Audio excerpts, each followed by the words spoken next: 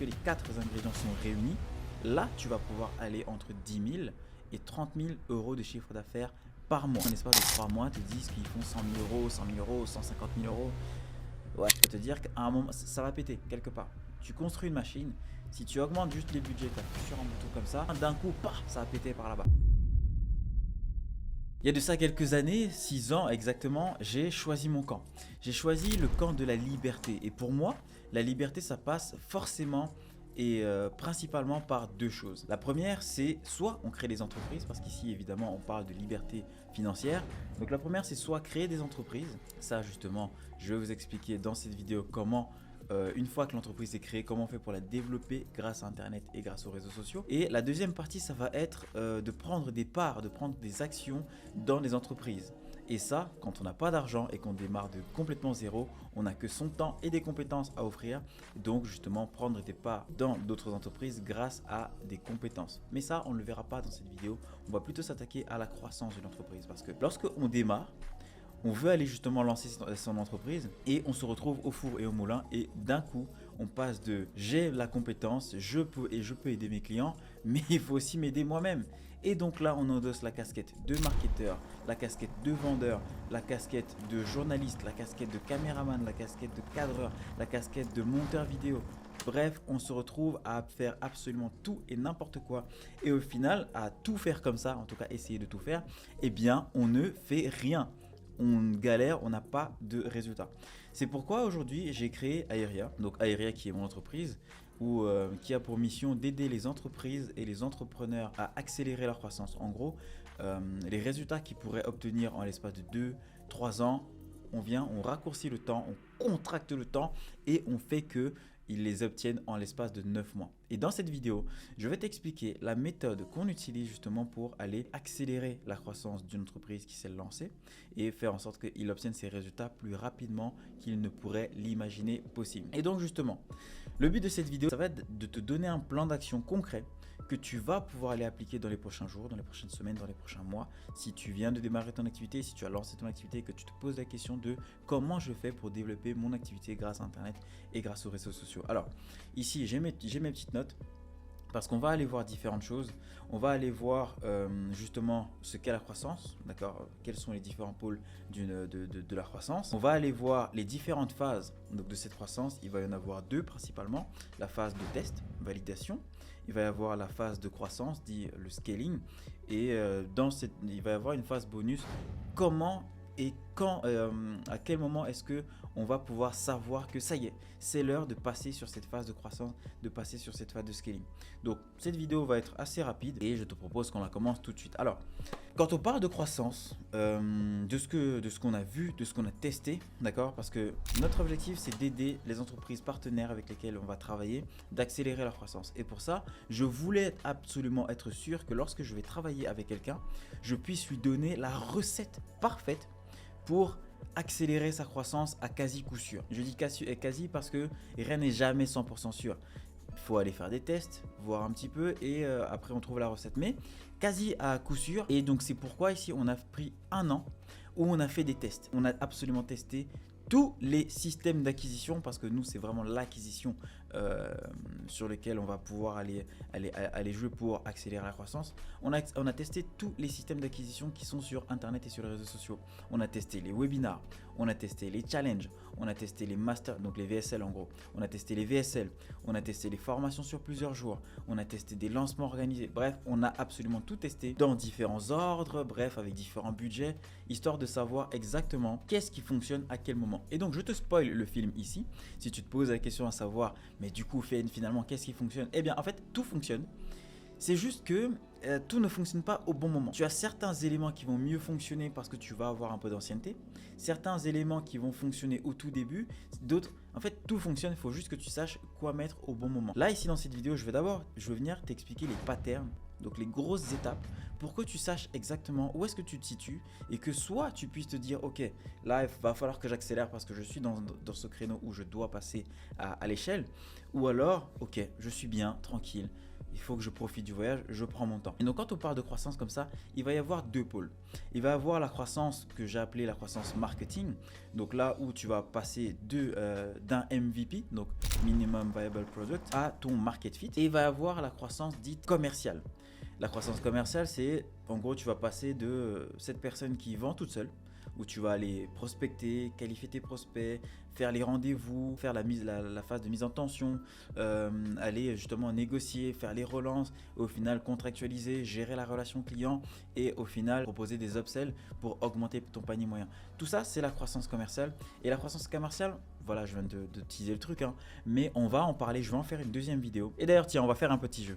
Si cette vidéo obtient 50 likes, aux 50 likes, je sors la vidéo sur la croissance commerciale d'une entreprise. Donc, tant qu'il n'y aura pas 50 likes, pas de vidéo. Donc, si tu veux cette vidéo, il faut partir, il faut mettre directement les pouces bleus sous cette vidéo, tu mets des likes. Et si je vois qu'il n'y a pas assez de likes, bah, ça voudra tout simplement dire que la vidéo ne t'intéresse pas, donc elle restera dans son placard, c'est tout, voilà. Donc sinon pour l'instant on va continuer cette vidéo. Petite coupure pour partager une nouvelle. On documente notre avancée vers le 1 000 000 € de chiffre d'affaires dans une série de vidéos complètement exclusives. Le concept est simple, chaque semaine on te raconte les challenges et les solutions qu'on a trouvées pour atteindre nos objectifs. On te partage et décortique nos stratégies les plus chaudes pour que toi aussi tu puisses les appliquer et atteindre les objectifs que tu t'es fixé pour cette année. Et vu qu'il y a quand même pas mal d'informations sensibles, on a tout simplement préféré partager ces informations dans notre communauté privée.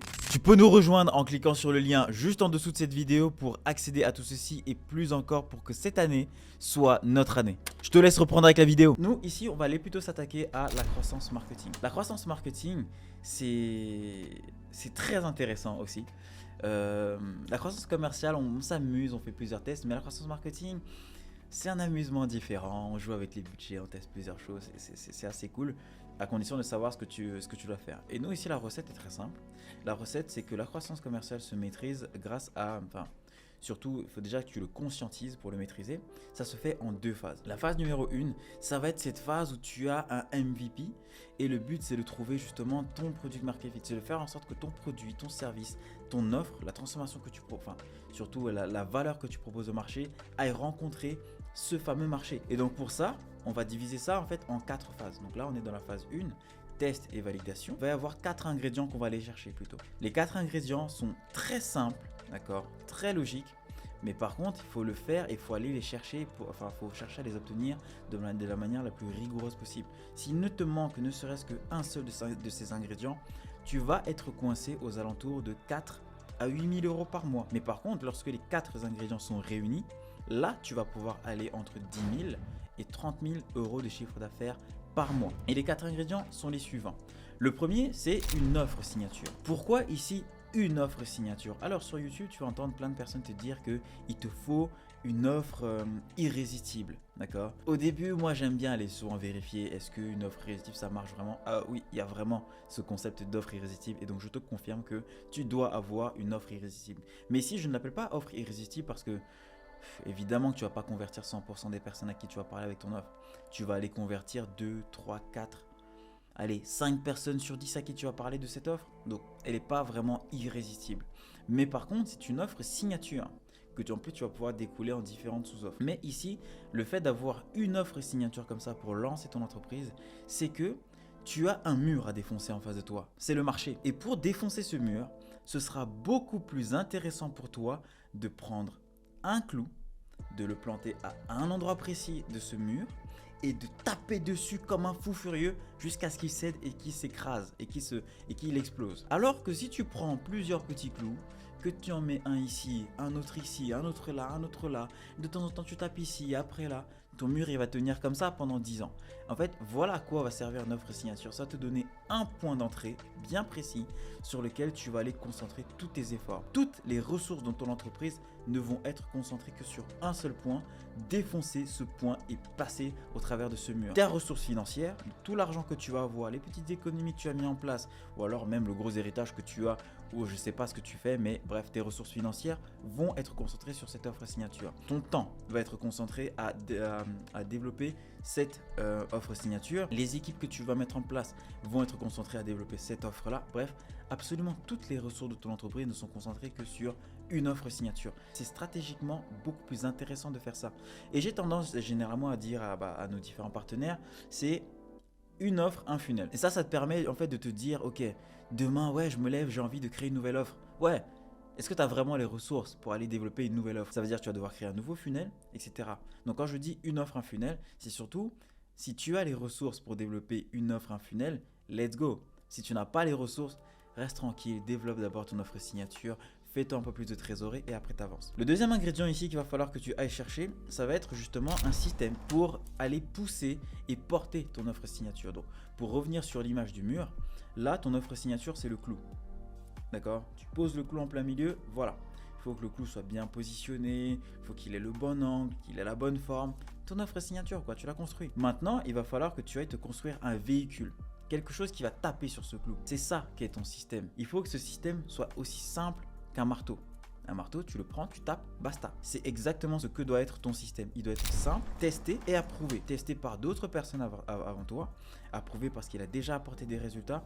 Va pas commencer à essayer de réinventer la roue, à faire des trucs trop complexes. Non, c'est vraiment aussi simple que j'ai un clou, je prends un marteau pour taper dessus, basta. Et donc là, le fait d'avoir comme ça un système qui soit simple, tu vas pouvoir aller loin dans la perfection de ce système. Parce qu'on a tendance à penser qu'un système simple, ça se fait simplement.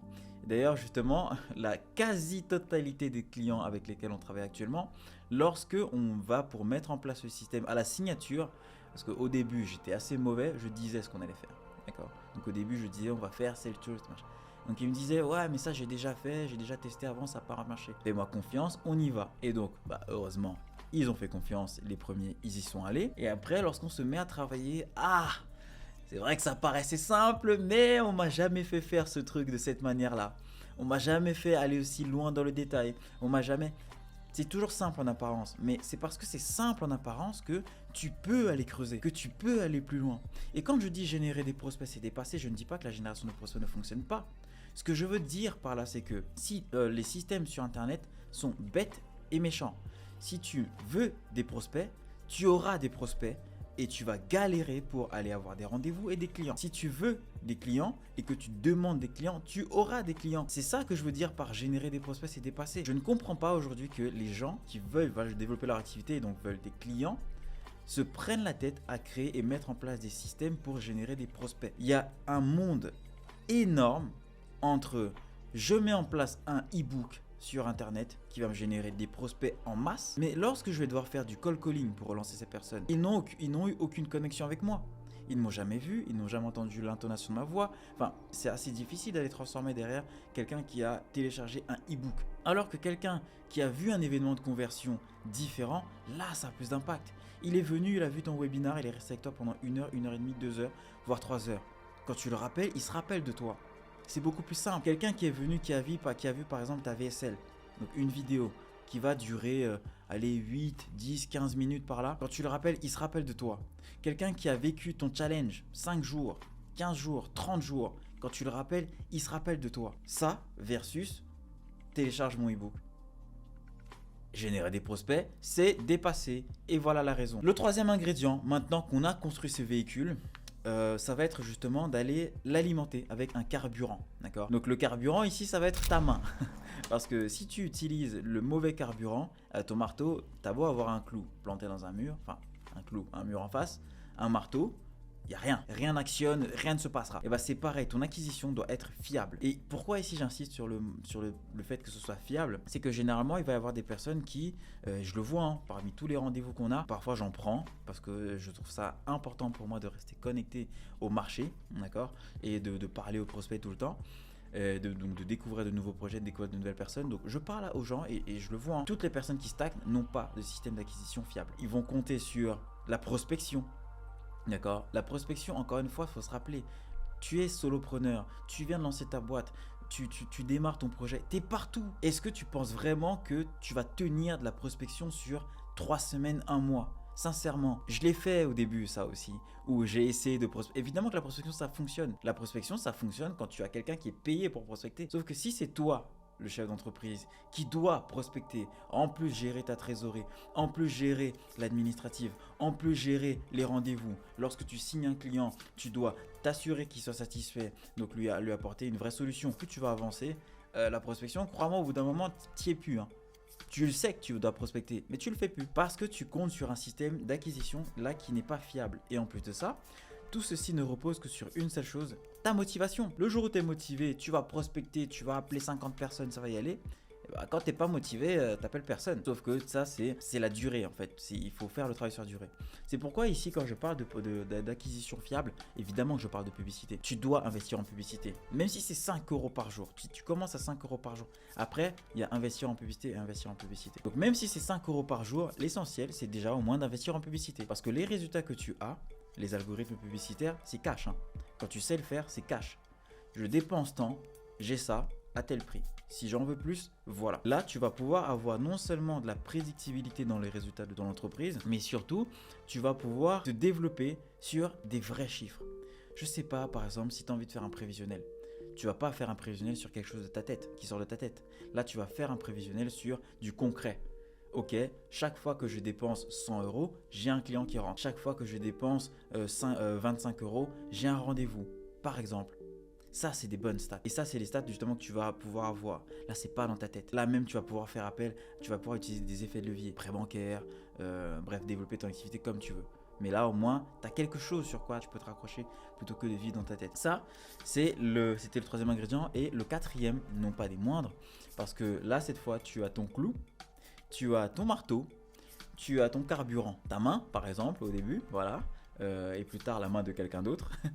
La publicité, donc au début ta propre main, prospection, si vraiment tu as été têtu et que tu te dis non, il dit là, lui ce qu'il raconte c'est n'importe quoi, je vais y aller avec la prospection, c'est ta main. Par contre, si tu te dis ok, il a peut-être pas tort, peut-être que je pense à mettre de la publicité, considère que ça va être la main de quelqu'un d'autre. Cette main là, elle par contre ne va pas fatiguer. Et si elle fatigue, tu changes, t'en remets une autre. Voilà, c'est pareil avec la publicité. Cette publicité se fatigue, tu changes, t'en mets une autre. Et donc ça nous emmène au quatrième ingrédient parce que tu vois que tu as mis beaucoup d'efforts à mettre tout ça en place. Le quatrième ingrédient ici, ça va être un process de vente. Il va te falloir un process de vente en béton parce que tu te rends compte, tu as investi. D'accord. Et je considère que c'est de l'investissement, c'est pas de la perte. C'est un investissement. Parce que tu as investi pour construire tout ceci, mettre en place ton écosystème d'acquisition. Tu as mis en place ton écosystème d'acquisition, tu as mis en place différentes choses. Donc là, tu as vraiment investi. Ce serait dommage qu'au final, tu te retrouves avec des prospects en face de toi et que tu ne saches pas quoi dire, à quel moment. Et même encore dans le process de vente, on pourrait refaire une vidéo parce qu'il y a deux types de process de vente. Tu as des process de vente qui sont sales-centriques, donc concentrés sur la vente, où tu vas avoir un process assez rigide avec les 6 étapes que je t'ai citées dès le début, prospection, qualification, les rendez-vous et tout le tralala jusqu'à la signature. Ou alors tu vas avoir des process de vente qui vont plutôt être client-centriques, donc plutôt sur est-ce que c'est le moment pour mon client d'acheter mon produit. À quel niveau est-ce qu'il se trouve dans sa réflexion? Parce que tu vas avoir différents cycles. C'est pas la plupart des justement les commerciaux vont commencer à s'en vouloir, à se dire que oui, j'ai eu cette personne au téléphone, je n'ai pas réussi à signer. Ou alors tu as des personnes qui vont pousser les commerciaux en leur disant il faut absolument que tu arrives à signer ce gars. Parfois en fait ce gars t'aura beau monter, descendre, il viendra pas. Parce que dans sa tête, surtout en B2B, il y a plein d'autres facteurs qui font qu'il ne va pas pouvoir acheter ton produit, même si ça l'intéresse. Parce que par exemple, on n'est pas à la même phase. Donc ça c'est plutôt côté client-centrique. Mais ça justement c'est l'objet, ça peut être l'objet d'une autre vidéo. Donc si tu m'en fais la demande et que tu sens que tu as besoin justement de cette vidéo là, tu peux me demander la vidéo sur le process de vente et les différents process de vente client-centrique ou alors sales-centrique. Le tout ici c'est d'avoir un process de vente qui soit en béton. Parce que lorsque tu es devant ton prospect, tu dois savoir où est-ce qu'il se situe, où est-ce que toi tu te situes, ce que tu vas dire et quelles étapes tu dois le faire traverser pour justement arriver jusqu'à cette étape de ça y est, on a contractualisé notre accord, on a une vente, c'est un client, ce n'est plus un prospect, ce n'est pas un rendez-vous, c'est pas un prospect chaud, c'est pas je sais pas quoi, c'est un client chez nous. Ça, comme je t'ai dit, c'est les 4 ingrédients que tu dois avoir dans ton entreprise. En tout cas, au lancement pour la première phase, la phase de test et validation du marché. Avec ces 4 ingrédients qui sont une offre signature, un système simple testé et approuvé, de l'acquisition fiable et un process de vente, tu vas in fine déjà aller tester ton MVP, donc ton produit, ton minimum viable product ou alors ton service. Tu vas aller le valider en atteignant les premiers objectifs. Les premiers objectifs, peu importe ce que tu t'es fixé comme objectif, ça peut être 1000 €, ça peut être 5000 €, ça peut être 10 000 €, ça peut être 30 000 €. Pour moi, je vais considérer que tu es dans du test. Je vais encore vraiment considérer que tu es toujours dans du test tant que tu n'as pas encore généré 10 000 euros avec ton offre. Évidemment, si tu vends un produit à 10 000 euros, ça ne compte pas.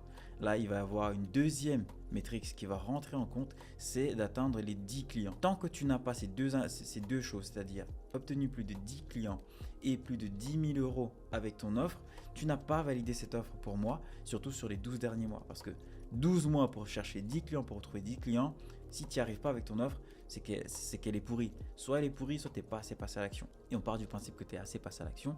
Donc si ton offre n'a pas obtenu plus de 10 000 euros et plus de 10 clients, les deux conditions réunies, eh ben, elle n'est pas validée.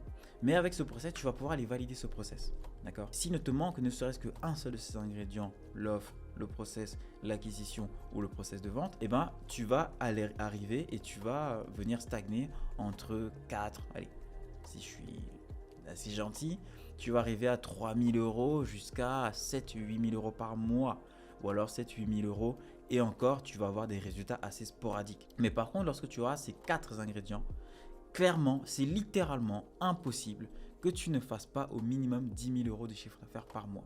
Regarde bien autour de toi, tous les business qui aujourd'hui font minimum 10 000 euros par mois, ils ont une offre signature, ils ont un système, un écosystème d'acquisition, ils ont une acquisition fiable et ils ont un process de vente de killer. Et une fois du coup que tu atteins comme ça ce seuil de validation, 10 clients, 10 000 euros, là tu vas pouvoir penser à la croissance. Et encore une fois, là on va aller parler justement sur la croissance pour aller, maintenant que tu as ton product market fit, la croissance qui va être sur le process de vente, parce que c'est vraiment en parallèle. Le process de vente, je ferai une vidéo si celle-ci obtient 50 likes. Donc si tu veux cette vidéo, n'hésite pas à lâcher tes likes dessus pour m'indiquer que ça t'intéresse et que tu apprécies aussi cette vidéo. Donc maintenant, on va pouvoir attaquer la deuxième partie, ici la phase numéro 2, ça va être la phase de croissance. Donc dans cette phase de croissance, il va falloir, déjà, il faut que tu saches que cette phase de croissance prend du temps. Parce que ça me fait bien rire, toutes les vidéos qui pop un peu en ce moment, et où les gens d'un coup en l'espace de 3 mois te disent qu'ils font 100 000 euros, 100 000 euros, 150 000 euros. Ouais, derrière, qu'est-ce que ça engendre? Ça engendre des personnes qui sont assez malheureuses, ou lorsqu'elles ne font pas leurs 10 000 euros par mois, se disent que ils sont, voilà, que c'est pas, qu'ils sont nuls, tout simplement. Alors que non, tout ça leur a pris du temps aussi. Alors, il faut savoir que cette phase de croissance peut prendre plus ou moins de temps. Généralement, nous, avec notre méthode, cette phase de croissance va prendre entre 6 et 9 mois. Et encore, entre 6 et 9 mois pour une phase de croissance, c'est assez rapide, d'accord? Si tu enclenches cette phase de croissance, y arriver en 6 à 9 mois, c'est vraiment assez rapide. Donc, si toi, au bout d'un an, tu n'as pas encore entamé cette phase de croissance où tu es un peu en train de patauger dans la semoule, où ça fait un petit moment tu stagnes sur tes résultats, ne panique pas, ne panique pas. Il faut juste que tu continues à faire tes tests dans le cas où tu n'es pas accompagné, mais dans le cas où tu as une équipe de business consultants qui bosse avec toi, tu es accompagné avec d'autres personnes, tu peux tout simplement leur faire confiance et voir avec eux comment est-ce que tu peux avancer. Mais si tu n'as personne pour être accompagné et que ça t'intéresse, eh bien n'hésite surtout pas à venir nous voir, d'accord? Il suffit de réserver un petit rendez-vous, nous expliquer un peu où est-ce que tu en es et on verra si on peut t'aider. Si on peut t'aider, on t'expliquera comment. Si on ne peut pas t'aider, au pire, on passera un petit moment assez sympathique à voir justement, à découvrir ton business, te donner quelques conseils justement pour que tu puisses améliorer et optimiser. C'est sur aeria.fr, il te suffit d'y aller ou alors tu cliques sur le lien qui se trouve en dessous de cette vidéo pour venir réserver ton rendez-vous avec nous directement. Cette phase ici va vraiment prendre entre 6 à 9 mois avec la recette que je vais te donner. Là, on part du principe que ça y est, tu n'es plus dans la partie MVP, ton produit est validé. Ton produit, tu as fait plus de 10 ventes avec, tu as fait plus de 10 000 euros.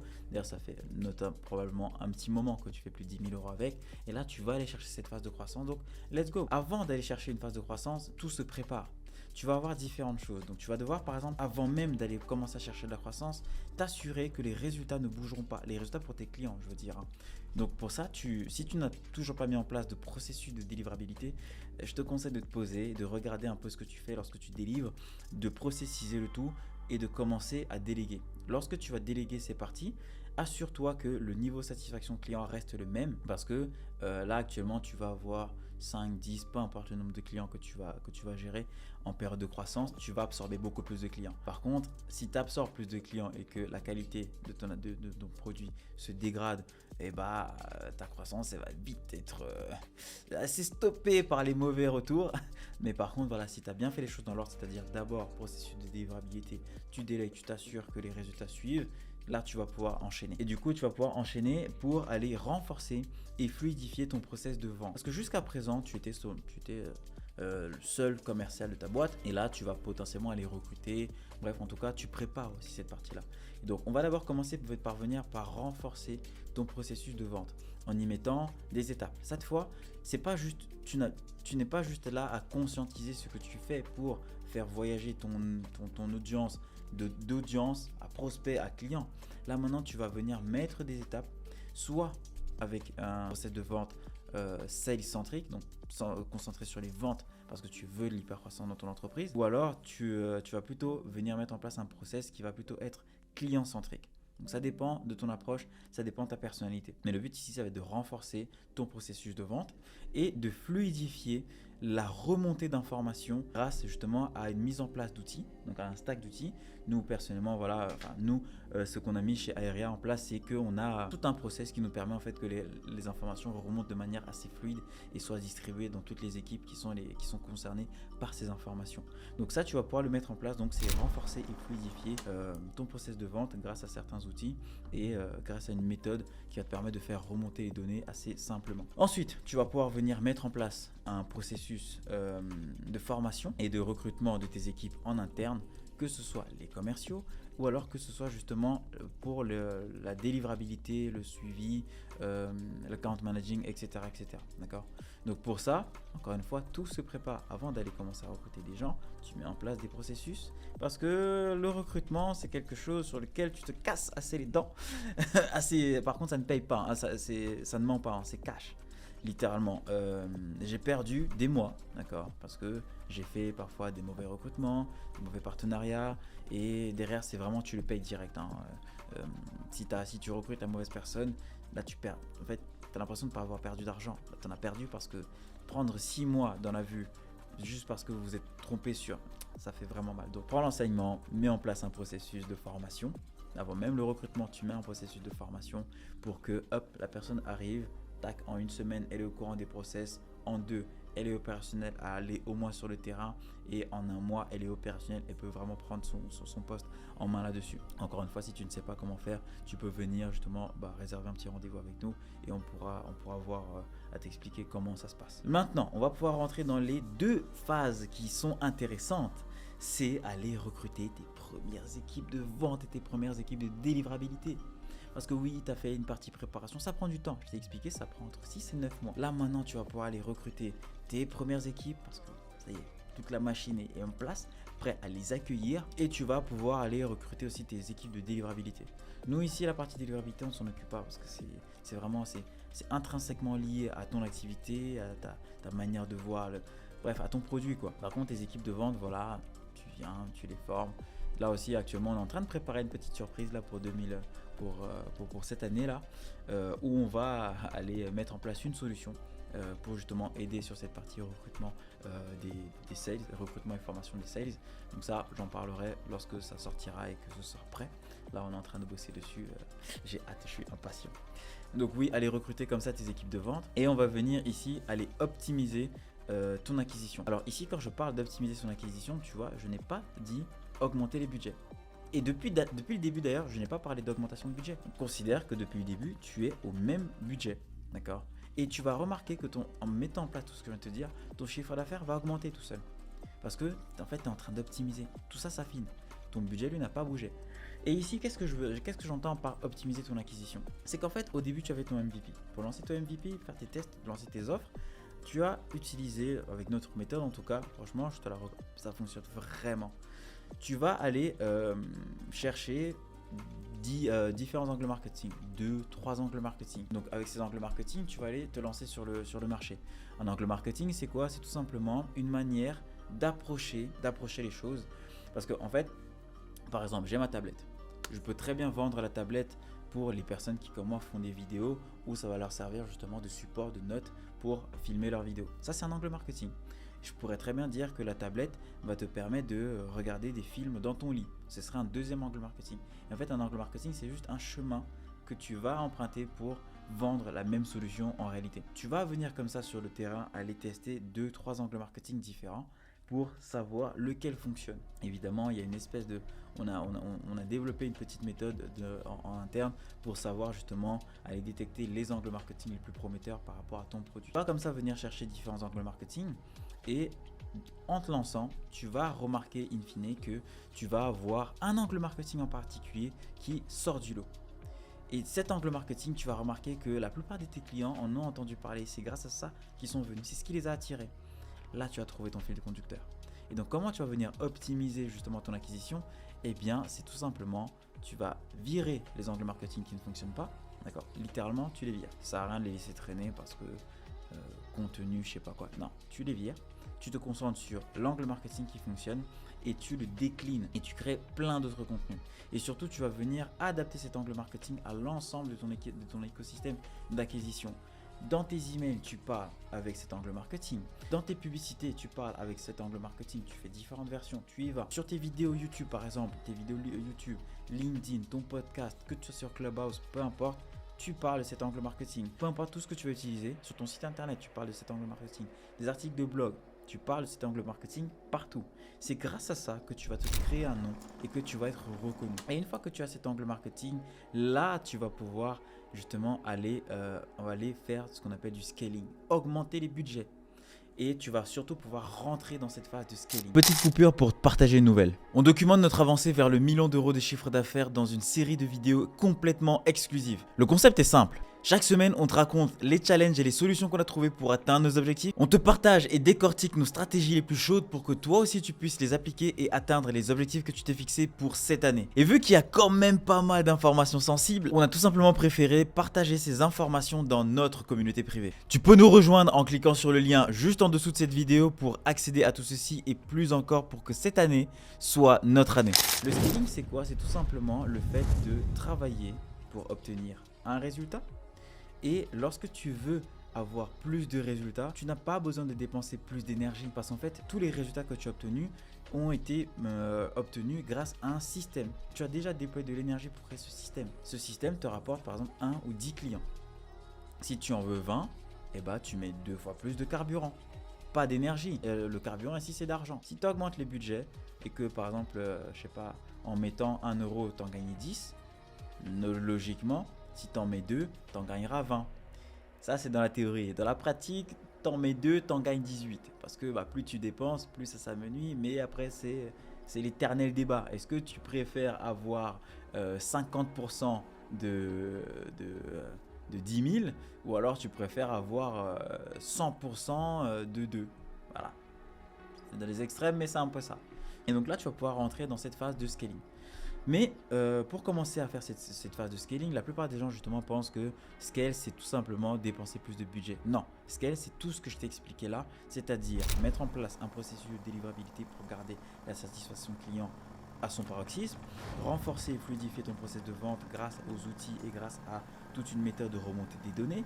Ça va être mettre en place un processus de formation et de recrutement en interne et recruter les équipes pour la délivrabilité. Ça va être optimiser ton acquisition. C'est tout ça le scaling. C'est pas juste j'arrive, j'augmente les budgets sur Facebook, j'augmente les budgets sur YouTube, j'augmente les budgets sur Google, sur LinkedIn, peu importe la plateforme. C'est pas seulement ça. Parce qu'en augmentant les budgets, si tu n'as pas mis en place tout ce que je viens de te citer là, je peux te dire qu'à un moment, ça va péter quelque part.